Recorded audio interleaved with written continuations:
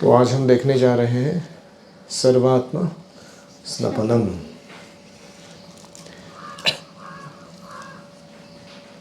जब कोई व्यक्ति बहुत ही झुलसती हुई धूप में से, कड़ी धूप में से बहुत सारा प्रवास करने के बाद घर वापस आता है,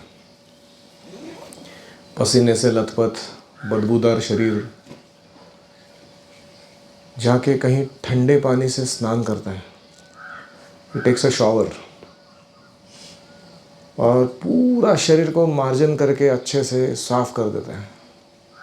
फिर वो शॉवर में से जब बाहर निकलता है तो उसको कैसा अनुभव आता है? उसको कहते हैं स्नपनम, फर्स्ट क्लास बेदिंग, स्नान। सर्व आत्म स्नपनम। आत्मा भी जो है वो इस ब्रह्मांड में भौतिक इच्छाओं को लेकर यहाँ वहाँ भटकती हुई, तपती, झुलसती, तापत्रयेणाभिहतस्य घोरे संतप्यमानस्य भवाध्वनिः पश्यामि नान्यत् शरणं तवाङ्घ्रि द्वन्द्वातपत्रात् अमृताभिवर्षात्। तो उसकी वर्णन, उस आत्मा की वर्णन की गई है कि तापत्रयेण अभिहतस्य घोरे, त्रिविध तापों के द्वारा बुरी तरीके से पीटा गया है उसको। अभिहत मतलब क्या है कि जैसे कभी कभी मम्मियाँ होती है ना, बहुत गर्म हो जाती है तो झाड़ू लेती है और ऐसा पीटती है बच्चे अभिहतस्य।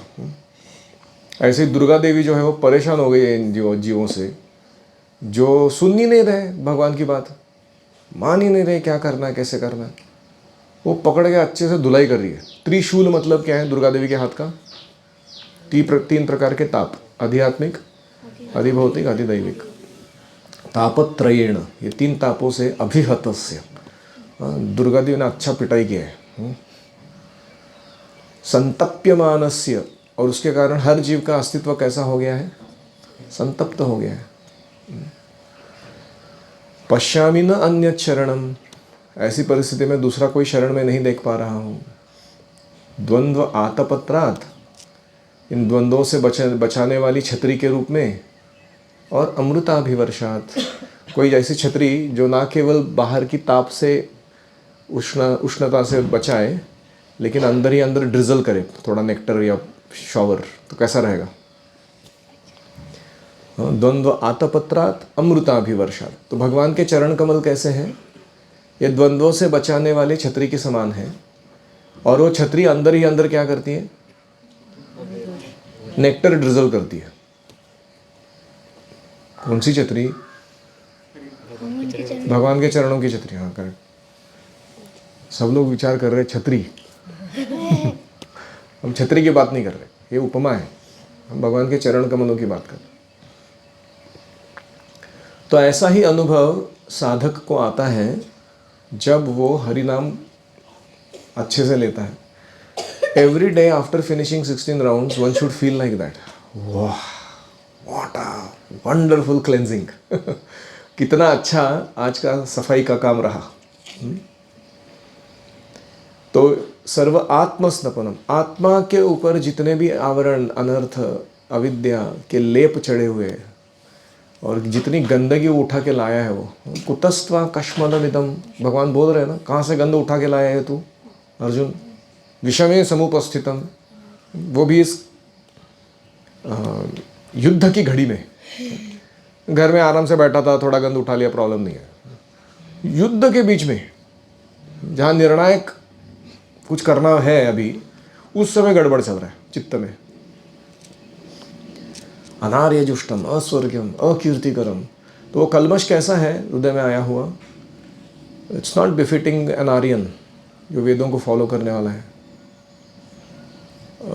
अस्वर्ग्यम, वो हमें ऊपर नहीं उठाने वाला, नीचे धकेलने वाला है अस्तित्व में। अकीर्तिकरम, और हमारी अपकीर्ति होने वाली है।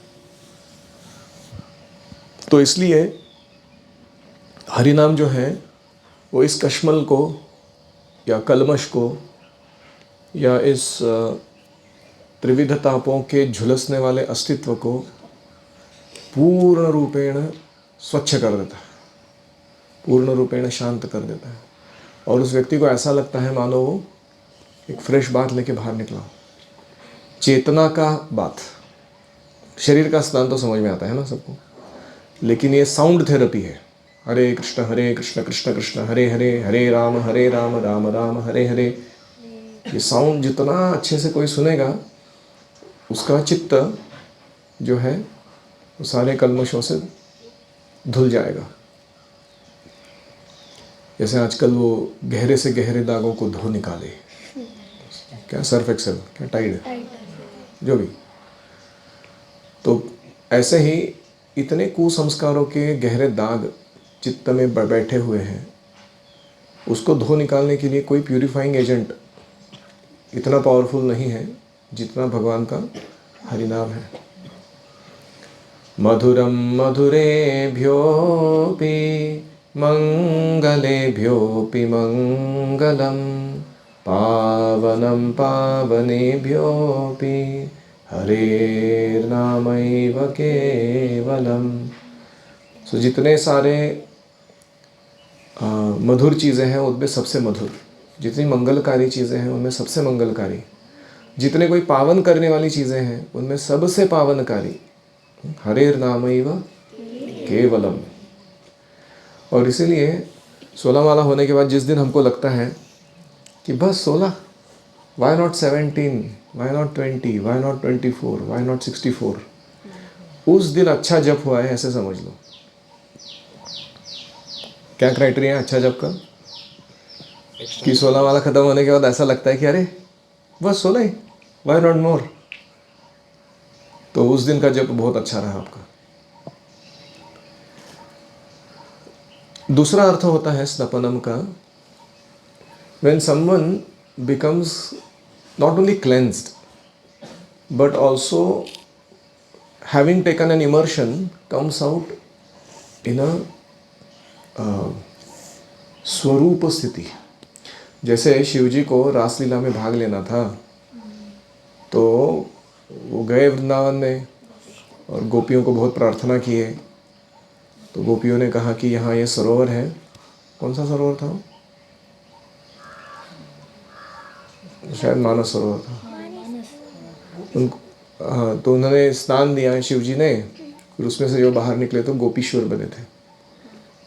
ये कौन सी गोपी है जिसके गले में सांप है? तो गोपेश्वर महादेव के रूप में उन्हें रासलीला का आस्वादन करने मिला। ऐसे ही नारद मुनि आए थे, उनको भी रासलीला देखनी थी भगवान की, लेकिन वहाँ एक ही पुरुष है, बाकी सारी प्रकृति हैं। तो गोपियों ने कहा कि वो कौन सा सरोवर है? कुसुम सरोवर के अपोजिट में हो नारद का सरोवर, का नाम बोल रहा हूँ मैं, शायद नारद सरोवर। तो उस सरोवर में उन्होंने स्नान करवाया गोपियों ने, और नारद मुनि बाहर आए गोपी के रूप में, है कि नहीं? ऐसे ही ये हरिनाम क्या है? एक मैजिकल रिजर्वायर है ये, और इसके अंदर स्नात होकर इमर्शन लेकर कोई बाहर निकलता है, वो अपने प्योर स्पिरिचुअल फॉर्म में बाहर आता है। अभी हमको दिख रहा है ये रघुनंदन है, ऐसा वाइट और ब्लैक स्वेटर पहन के बैठा है, लेकिन ये नहीं हो, इसका कुछ अपना स्वरूप है स्पिरिचुअल वर्ल्ड में। इसको भी नहीं मालूम, हमको भी नहीं मालूम, लेकिन अगर ये अच्छे से जप करेगा तो धीरे धीरे क्या होगा? ही विल गेट दैट स्वरूपा, ओरिजिनल स्पिरिचुअल फॉर्म जो उसका है। So that is also the meaning of स्नपनम, क्लेंजिंग दैट ब्रिंग्स स्वरूप स्थिति।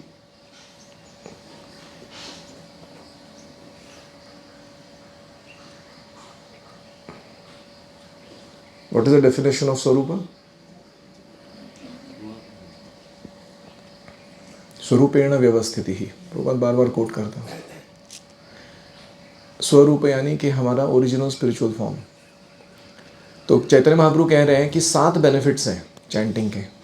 चेतोदर्पण मार्जन, कोई ऐसा पिल है जो ये हमारा काम करा सकता है? काम क्रोध लोभ को मिटाने का काम कितना भी भौतिक रूप से प्रगति कर ले हम लोग नहीं कर सकते, वो हरिनाम ही कर सकते। भव महादावाग्नि निर्वापणम, भौतिक जगत के सारे तापों को शांत करने वाला। ऐसा कोई है मैकेनिज्म? कोई फायर ब्रिगेड बुला सकते हैं हम फॉरेस्ट फायर को बंद करने के लिए? श्रेय कैरव चंद्रिका वितरणम, गुड फॉर्चून की मून बीम्स को वितरित करने वाला। मतलब जो भी हरिनाम लेने लगता है उसके जीवन में सब कुछ मंगलमय होने लगता है। तो इसलिए वो श्रेय कैरव की चंद्रिका का वितरण करने वाला है। फिर विद्यावधु जीवनम, लोगों को नॉलेज चाहिए, लोग इतने सारे PhD DFC कुछ अजीब अजीब डिग्रियां कर रहे हैं। शांति से बैठो और जप करो। अच्छा जप करोगे तो क्या होगा? भौतिक और आध्यात्मिक ज्ञान जो तुम्हारे अस्तित्व को कृष्ण से जोड़ने के लिए, कृष्ण की सेवा के लिए ज़रूरी है, वो तुमको अपने आप मिलता रहेगा। अच्छा है ना? तो कितना अच्छा सिस्टम है ये। कहीं जाना नहीं, कुछ करना नहीं, बैठ के जब करना बस। फिर आनंद नाम बुद्धि वर्धनम, सब लोग आनंद की खोज में है दुनिया में, यहाँ आनंद वहाँ आनंद। कुछ लोग मैकडोनल्ड्स में वो पिज़्ज़ा बर्गर खा के आनंद ढूंढ रहे हैं, और कुछ लोग हैं वो सर्फिंग, समुद्र के लहरों में अपना सफरिंग करके ढूंढ रहे हैं आनंद, बंजी जंपिंग वगैरह अजीब चीज़ें करके। भगवान बोलते हैं शांत बैठ और जप कर, आनंद नाम बुद्धि वर्धनम। फिर प्रतिपदम पूर्ण अमृत आस्वादनम, नेक्टर एट एवरी स्टेप। लोगों को चाहिए कि मेरा जीवन जो है ना, thrill at every moment, dopamine release होता रहना चाहिए मेरे ब्रेन में, कुछ ना कुछ करके ऐसा अनुभव आता रहे, क्यों? तो इसलिए वो रील्स घुमाते रहते हो इंस्टाग्राम पे, क्योंकि वो 15 सेकंड का डोपामाइन रिलीज करा देता है तुम्हारा हर बार। तो लोग ऐसे लगे रहते हैं उसके ऊपर, लगे रहो मुन्ना भाई ऐसा। लेकिन एक्चुअल वो क्या है? ऐसा तुमको चाहिए अगर अनुभव जो थ्रिलिंग हो, moment to moment, chant Hare Krishna. फिर उसके बाद सर्वात्म स्नपन। No, people are trying so many things to understand who am I, to get rid of their dirty existence. लेकिन हरि नाम के जैसा कोई दूसरा साधन नहीं है इसको प्राप्त करने का। तो ये जो 7 बेनिफिट्स बताए हैं चैतन्य महाप्रभु ने, ये इस संकीर्तन आंदोलन रूपी यज्ञ के 7 लपटें हैं। आँख की लपटें होती हैं ना, वैसे कोई यज्ञ चालू करता है तो उसमें लपटें उठती हैं। ऐसे ये 7 बेनिफिट्स क्या हैं? तो संकीर्तन यज्ञ की flames, they are the 7 flames of sankirtan yagya. और इनका परिणाम क्या है? ये जो भी इस श्लोक को ठीक से समझेगा उसका क्या होगा? उसके हृदय में श्रद्धा आएगी हरिनाम लेने के प्रति। वो सारे अपने फालतू उद्योग बंद करके सीरियसली होली नेम स्वीकार करने लगेगा अपने जीवन में। दूसरा इफेक्ट होगा कि उसे साधु संग प्राप्त होगा, भगवान के भक्तों का संग मिलेगा। क्योंकि हरिनाम लेना है अकेले से लिया नहीं जाता, वो साधुओं के संग में बहुत अच्छे से लिया जाता है। और तीसरा बेनिफिट क्या है? अपने आप अनर्थ निवृत्ति शुरू हो जाएगी। हृदय में जितने भी गंध बैठी हुई है वो असंशयम समग्रम पूरी तरीके से नष्ट होती जाएगी, और वो कृष्ण के अस्तित्व को समझने के लिए काबिल बनेगा। So this is the powerful meaning of this first verse of शिक्षाष्टकम. It is very transformative. और इसीलिए हमें हर दिन जब हम माला करते हैं तो 16 माला करते समय जब भी मन थोड़ा इधर उधर चला जाता है तो शिक्षाष्टकम के कोई ना कोई एक श्लोक को बीच में बोलना चाहिए, ताकि मन हमारा वापस फोकस में आ जाए। जैसे कैमरा होता है ना, उसमें ऑटो फोकस होता है, ऑब्जेक्ट कौन सा पकड़ना है तुमको वो बताना पड़ता है उसको। आदमी पकड़ना है कि उसके पीछे का ट्री पकड़ना है तुमको। तो हमारा माइंड क्या है, वो ट्री पे लगा हुआ है, वो मतलब कृष्ण के प्रकृति एनर्जीज पे लगा हुआ है।